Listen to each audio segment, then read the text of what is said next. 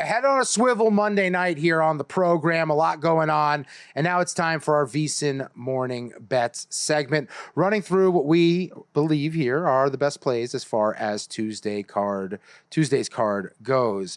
Before we do that, I want to remind you about the GBank trifecta. Introducing the $500 trifecta from GBank, First Bet, and VSiN.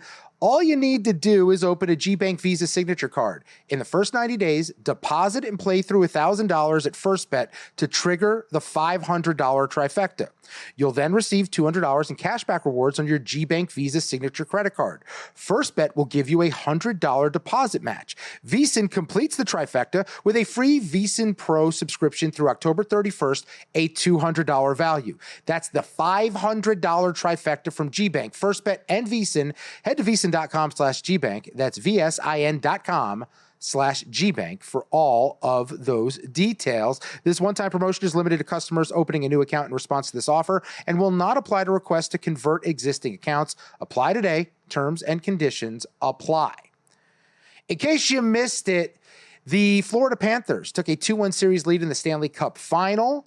Now up 2-1 thanks to a 6-1 victory, cashing the over. Also, Florida cashes at minus $1.42 on the money line, minus 1.5 at plus 170. We look at the odds for Game 4, and it's a lot of the same as we saw for Game 3. Panthers minus 148, minus 1.5 on the puck line at plus 170, and Edmonton plus 124. Total again at 6.5. I may be crazy, but I'm going to go back to Edmonton at plus money, plus 124.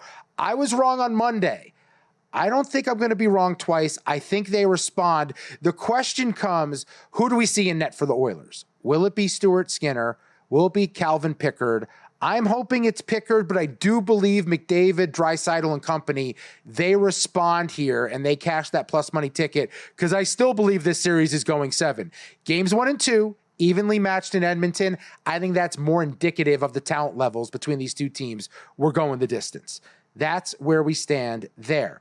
As far as the baseball card goes for Tuesday, I've got a bunch of player props and a couple sides that really jumped out to me, as well as one team total, and we'll take a chance with it. First off, you've got the New York Mets and Washington Nationals going at it. Mackenzie Gore on the hill for Washington, taking on Griffin Canning. Canning and the Mets minus 162, plus 133 when it comes to Washington. Totals 8, but I like a player prop. If you have been following Mackenzie Gore over his last few games, this guy's been punching a lot of guys out. 7 strikeouts against the Cubs on Wednesday. Prior to that, his K total was 8.9979. Set it 6.5 at even money against the Mets. And while the Mets offense is awesome, and last year they were really good against lefties, I think there's an opportunity to get even money on Mackenzie Gore, who's just in a groove right now. He's going to continue that. Let's go over 6.5 strikeouts for Mackenzie Gore of the Nats at even money. Now it's time to look at some hitters that I think are interesting. And a lot of that begins with the New York Yankees. You know, the New York Yankees are one of the best teams in baseball at hitting lefties. In fact, I believe they are the best team in baseball at hitting lefties. 838 OPS, hitting 270 as a team, 27 homers, and 104 ribbies. And the reason I'm bringing this up is they're going to take on the Kansas City Royals and Cameron.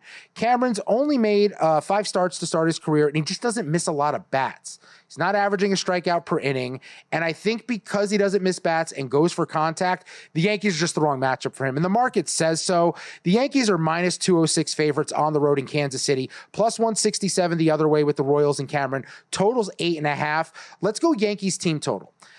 I don't know if I want to lay the 143 juice on over 4.5 runs as far as the Yankees go. Let's live dangerously. Let's take a chance. Over 5.5 team total in the Yankees, plus 115. I think this is where things come down to earth for Cameron. He faced the Cardinals twice. He faced the Twins. The Yankees are a step up in class, especially against lefties. And then you look at their lineup. I have 2 player props I like from the Bronx Bombers. One's Paul Goldschmidt. Goldschmidt is hitting .473 against Southpaws this year, 7 doubles, 4 homers. We're going to go over 1.5 total bases on Goldie at minus 125 juice. And then Anthony Volpe, over 1.5 total bases at plus $1.25, hitting .323 with 6 doubles and 2 homers against lefties. Because Cameron throws to contact, Volpe's got great speed. If he knocks one and can stretch a single into a double, we can cash that very quickly. Those are the 2 props batter-wise I like for the Yankees on Tuesday, and that's where we stand in that matchup. Two more player props, two more sides coming your way here. As Will Benson, let's go over 1.5 hits, runs, and RBI as Benson, a lefty, taking on the Guardians and Slade Ciccone. Give you the odds on that game. It's Andrew Abbott on the bump for the Reds, Ciccone minus 118 for Cleveland, minus 103 for the Reds and Abbott. 8 is the total. This is a matchup where Benson's 4 of 8 lifetime with 2 homers and a double against Ciccone. Obviously sees the ball well, but he's also locked in since getting called back up a couple weeks ago. He's got a good swing. We've been waiting for him to really put it together. Feels like that might be happening for Cincinnati. Benson over 1.5 hits, runs, and RBIs at plus $1.15. And then our last player prop here. Let's go to Tampa and Boston, coming off an extra inning game with a lot of runs on Monday night. Ryan Pepiot on the hill for the Rays at minus 115 is your favorite. Giolito taking the hill for the Red Sox at minus 105. Your total's 9.5. I really like Jonathan Aranda. We're going to go over 1.5 total bases plus $1, plus 105 with Giolito. With Aranda against Giolito. This is a guy with great numbers against righties on the year, hitting 338, 10 doubles, 7 homers, plus price on a guy who makes his living hitting righties. And Giolito, since coming off the IL to begin the season, he hasn't looked right, and he's getting smacked around by everyone he faces. So let's take a shot on Aranda there and his total base prop.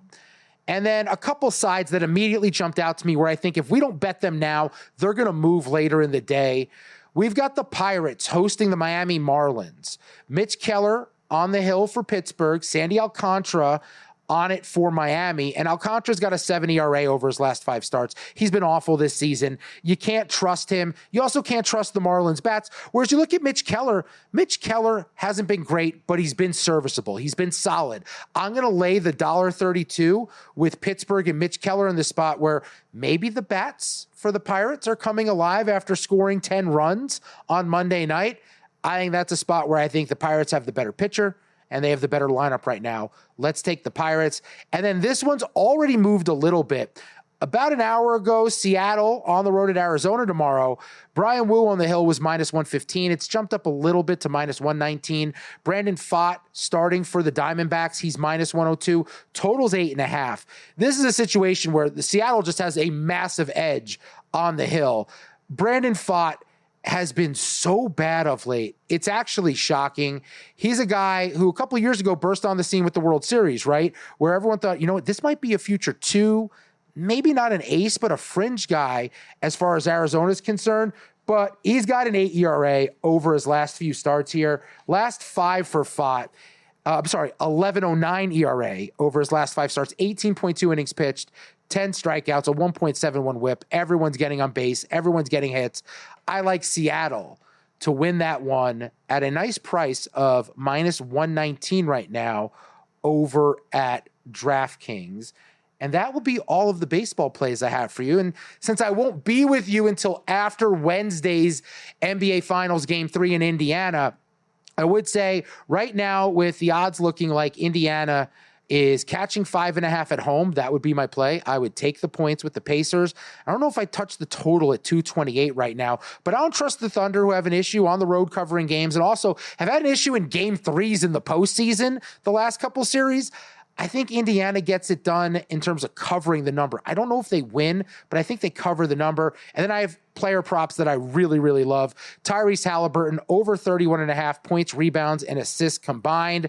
Off a playoff loss, he has been awesome, clearing this number in 3 of 4. The one that he didn't was a blowout win over Cleveland, so they pulled him early, didn't play the full game. And I think Carlisle adjusts and relies on his starters a little bit more with how critical this game is, the energy of the crowd in game 3. I do expect Halliburton to do a little bit more and be more involved from a point scoring perspective. I also love Miles Turner, who's been better at home, especially beyond the arc, 38.9% from 3 at home versus 28.2% away. And I think the Pacers may be able to dictate the pace of play coming back to their friendly confines there in their arena.